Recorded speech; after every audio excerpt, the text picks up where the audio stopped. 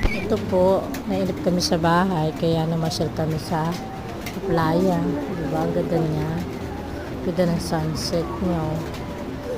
Nakakatanggal ng stress. Diba? Araw na Sabado yan, pero kaunti yung bisita. Titinda sana ako, kaya lang. Sa dami namin nagtitinda, hindi ka na makakatinda. Ayan pa, si Mama Sorbetero.